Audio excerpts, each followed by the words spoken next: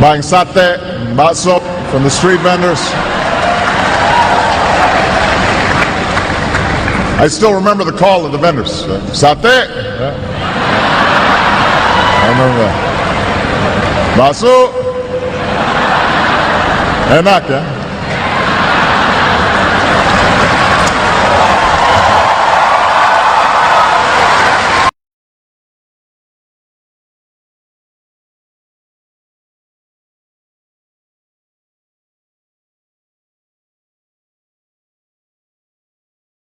Terima kasih. Thank you so much. Thank you, everybody. Selamat pagi. Nice.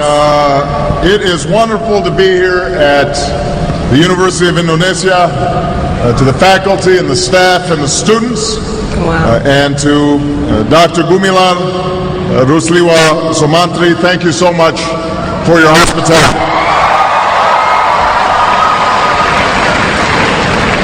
Assalamualaikum dan salam sejahtera. Thank you for this wonderful welcome.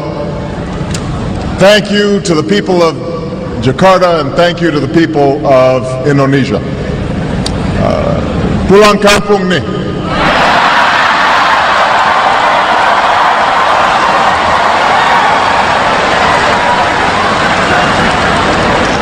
I am so glad that I made it back to Indonesia and that Michelle was able to join me.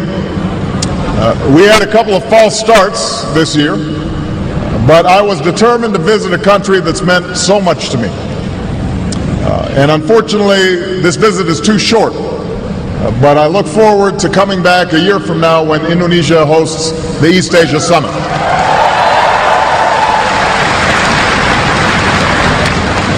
Before I go any further, I want to say that our thoughts and prayers are with all of those Indonesians who are affected by the recent tsunami and the volcanic eruptions, particularly those who've lost loved ones and those who've been displaced.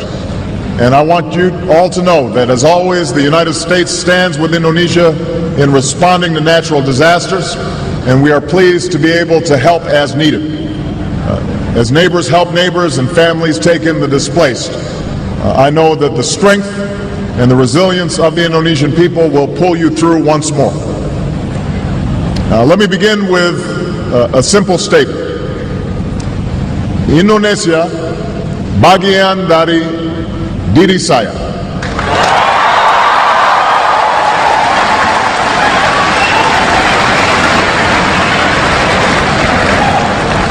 I first came to this country when my mother married an Indonesian named Lolo Sutoro. And as a young boy, I was coming to a different world. But the people of Indonesia quickly made me feel at home. Jakarta looked very different in those days. The city was filled with buildings that were no more than a few stories tall. This back in 1967, 68, most of you weren't born yet. The Hotel Indonesia was one of the few high-rises, and there was just one big department store called Sarina. That was it.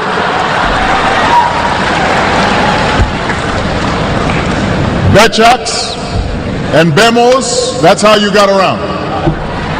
They outnumbered automobiles in those days. And you didn't have all the big highways that you have today. Most of them gave way to unpaved roads and the kampongs. So we moved to Menteng Dalam, where, hey, some folks from Menteng Dalam right here. And we lived in a small house. We had a mango tree out front. And I learned to love Indonesia while flying kites and running along the paddy fields and catching dragonflies, buying sate, bakso from the street vendors. I still remember the call of the vendors. Sate. Yeah. I remember that. Bakso. Enak, ya.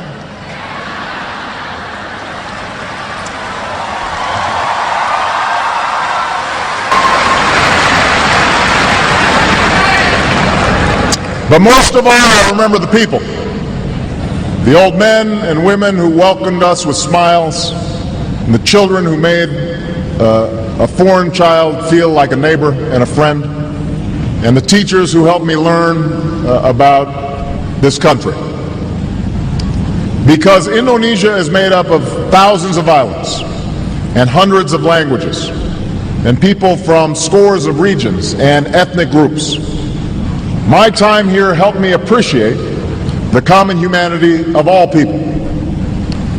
And while my stepfather, like most Indonesians, was raised a Muslim, he firmly believed that all religions were worthy of respect. And in this way,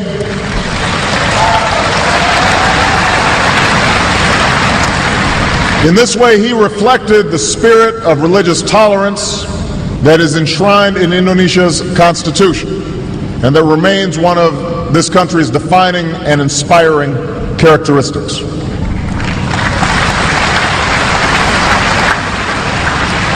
Now, I stayed here for 4 years, a time that helped shape my childhood, a time that saw the birth of my wonderful sister, Maya, a time that made such an impression on my mother that she kept returning to Indonesia over the next 20 years to live and to work and to travel and to pursue her passion of promoting opportunity in Indonesia's villages, especially opportunity for women and for girls.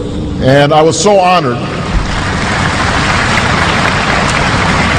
I was so honored when President Yudhoyono last night at the state dinner presented an award on behalf of my mother, recognizing the work that she did. And she would have been so proud because my mother held Indonesia and its people very close to her heart for her entire life.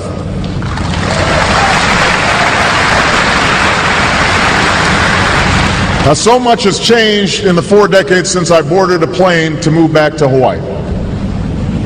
If you asked me or any of my schoolmates who knew me back then, I don't think any of us could have anticipated that one day I would come back to Jakarta as the President of the United States.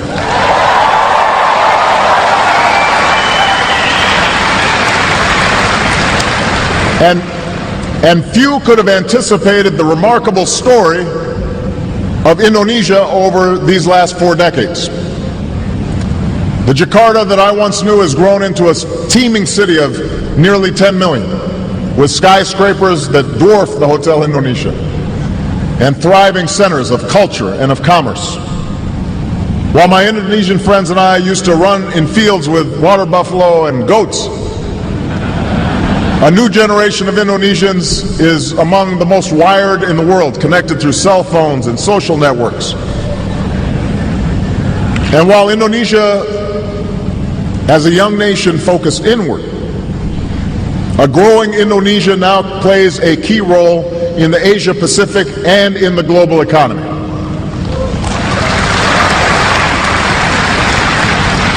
Now, this change also extends to politics.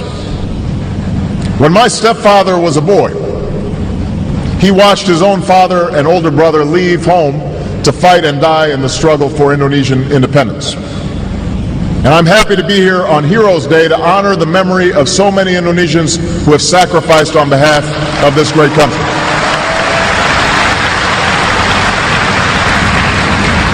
When I moved to Jakarta, it was 1960.